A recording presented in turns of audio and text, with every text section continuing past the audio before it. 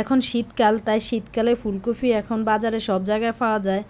আজ আমি আপনাদেরকে ফুলকপির পাকোড়া বানিয়ে দেখাবো, বা ফুলকপির বড়াও বলতে পারেন। এখন আমি ঘরোয়াভাবে কিভাবে বানাই, যে ফুলকপিগুলো সুন্দরভাবে কেটে নিয়েছি, কেটে পরিষ্কার করে ধুয়ে নিয়েছি। চুলার উপরে কড়াইতে আমি প্যানে গরম পানি বসাই দিছি। পানি প্রায় আমার গরম হয়ে গেছে। এখন আমি ফুলকপিগুলো পানিতে দিয়ে দিছি। ফুটন্ত পানিতে ফুলকপিগুলো একটু লবণ দিয়ে ভালোভাবে একটু সেদ্ধ করে নিব।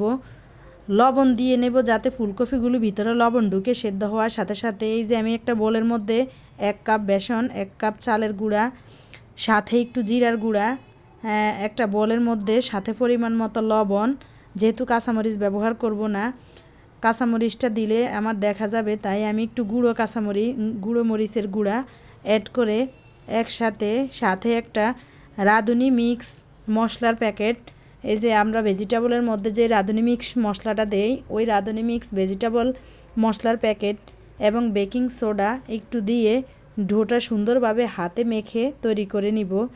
হাতে মেখে ভালোভাবে আস্তভাবে আমি আগে সবগুলো মশলা অ্যাড করে পরিমাণ মতো পানি দিয়ে ডোটা ভালোভাবে করে নিব, যাতে ডোটা গ্রেভি বা একটু ঘন হয়, যাতে আমার ফুলকপির মধ্যে আমার ডোটা সুন্দরভাবে ধরে। এই যে আপনারা দেখতে পাচ্ছেন আমি ডোটা কীভাবে হাতে মেখে তৈরি করতেছি।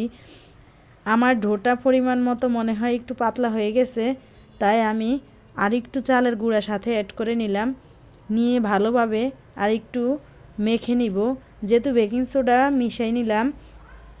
এদিকে আমার ডো তৈরির সাথে সাথে ফুলকপি সেদ্ধ হয়ে যাচ্ছে, টকবগে পানিতে ফুটছে, আমার ডো বানানো হয়ে গেছে।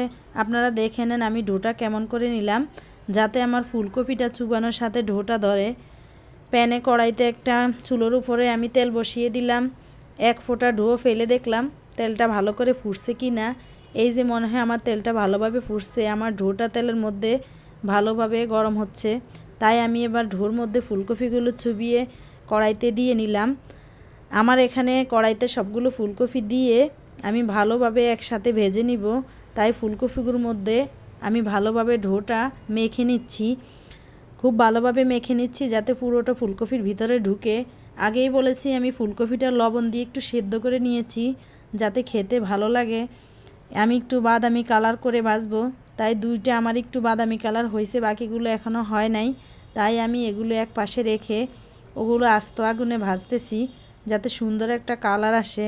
এই যে দেখতে পাচ্ছেন কি সুন্দর কালার হয়েছে আমার ফুলকপিগুলো, এবং আপনারা হাতে ধরে বা রান্না করে খেলে দেখবেন অনেক মুচমুচে হয়ে গেছে, যেহেতু আমি বেকিং সোডা অ্যাড করেছি বেসনের সাথে। শুধু একটু চালের গুঁড়া, লবণ, স্বাদের জন্য লবণ যা দিয়ে দিলাম। ঘরোয়াভাবে আপনাদের হাতের কাছে এগুলি সবই থাকবে। শীতকালে আপনারা সন্ধ্যার নাস্তায় এসব নাস্তা স্বাস্থ্যসম্মত বাচ্চাদেরকে করে খাওয়াতে পারেন। আমার বাসায় সন্ধ্যা বাচ্চাদেরকে সব সময় আমার কিছু না কিছু নাস্তা করে খাওয়াতে হয়। ওরা সন্ধ্যার নাস্তা না হলেই মনে হয় চলে না, কিছু না কিছু একটা করতে হবে। মা আজকে তুমি কি নাস্তা বানাবে? তাই আমি সন্ধ্যায় ঠিক করে রাখছি আজকে ফুলকপি দিয়ে বড়াগুলো ভেজে ওদেরকে খাওয়াবো। এই তো আমার ফুলকপিগুলো কালার দেখে কি সুন্দর হয়ে গেছে, বাদামি রং হওয়ার সাথে সাথে আমি তুলে নিলাম। এদিকে আমি শসা পরিষ্কার করে ছিলে নিচ্ছি, যাতে আমি শসাটা কুচে নাস্তা পুরো রেডি করে নিতে পারি। আমার তো ফুলকপির নাস্তা হয়ে যাচ্ছে। শসা কাটাকাটি করে আমি ধুয়ে পরিষ্কার করে কুচো করে নিচ্ছি, যাতে একসাথে সবাই মিলে নাস্তা করতে পারি। তাই নাস্তাটা আমার রেডি হয়ে গেলে টেবিলে সবাই মিলে বসবো। আমার নাস্তা পুরোপুরি রেডি, সবাই টেবিলে চলে আসেন। আসসালামু আলাইকুম। আল্লাহ।